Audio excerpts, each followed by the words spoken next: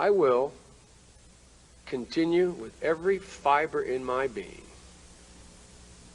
to keep America involved with troops that can shoot and kill to protect the rights of the Albanians wherever they reside in the Balkans. That we have finished our job in the region. Let me define for you what I mean by finishing our job. We should stay till the job is finished. Let me define what that is. The definition of the job being finished is that there be a genuine growth of democratic institutions and the region, including Kosovo and Macedonia and Albania, a free and fair elected Albania, that they are on the road. They're on the road to NATO membership, and they're on the road to becoming part of the European Union. Because until that moment arrives, there will be no real security for Albanians living in the Balkans. Number one, the world should and must recognize the suffering, the pain, the loss, and the travail that the Albanian people in the region have gone through. And there's a reason for that. It's not merely my desire to see exposed those who perpetrated what I consider to be war crimes.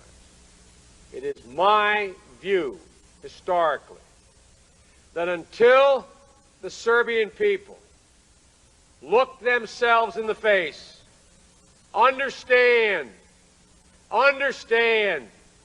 what their leaders have done and convince them of.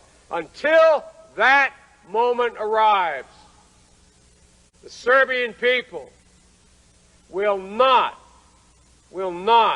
be able to shed this notion of victimization that all of their leaders prey upon and manipulate them with. The value of the Nuremberg trials was not to punish. It was to expose and make the German people look themselves in the eye and not allow them to go through the self-rationalization, as they did in World War II, that they had been victimized. That is a necessary precondition. Why, some of you ask, have I been so relentless on Serbia and Koštunica, who I do not trust? Why have I been so persistent in not providing aid for the people of Serbia, who are many good people? Why? Because until they look in their hearts, they can never cure themselves of the disease that they are the oppressed. And as long as they operate on that standard, this cycle will continue and continue and continue. So that's why, not for vengeance, but for release, that it's necessary for them to look the devil in the eye. For I believe they are equally as noble, equally as bright, equally as capable as a people as any people in Europe. But they have been fighting the Battle of Pristina since 1388. It's time the blackbirds be put to rest. It's time they look in their souls.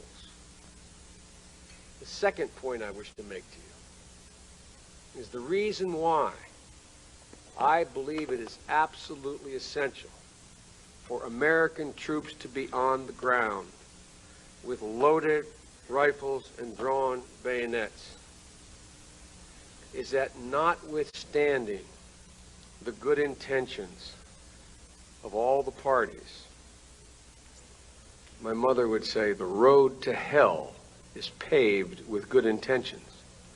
Notwithstanding good intentions, the normal, serious human emotions can prevent what everybody knows in their heart has to happen. For unless the region can live within boundaries that are multi-ethnic,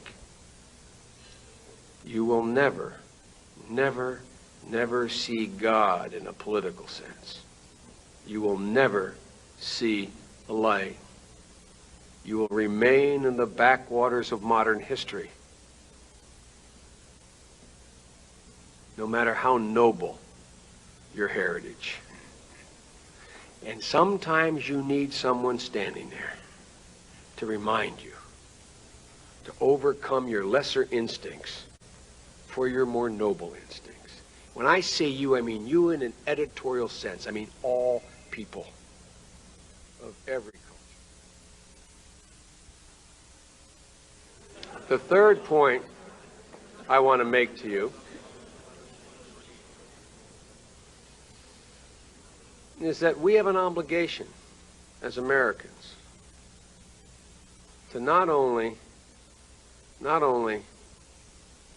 stay, but to remain invested for our own safety's sake. For the United States cannot remain secure in the world without a secure and stable Europe. And Europe cannot be stable without finally having Southeast Europe become a stable part of that world. So it's in our own naked self-interest, beyond the pure dictates of human decency, to stay involved.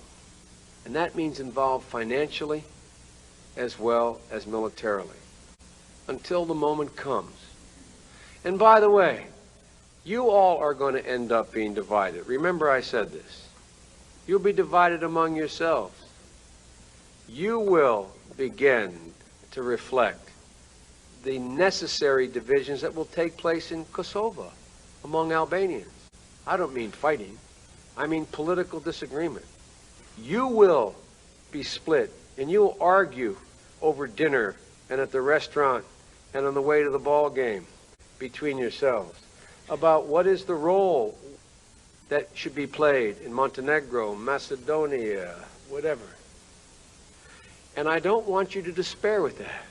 It is maybe the single most healthy thing that can happen, because that is the cacophony of the voices of democracy. That is the first normal, painful step. I came over and sat.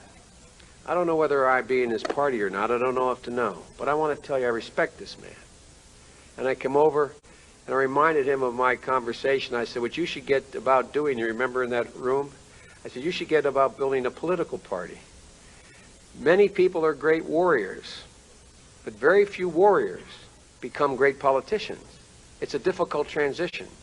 This man's on the way of doing that. And I leaned over and I grabbed him and I joked with him and I said, welcome to democracy.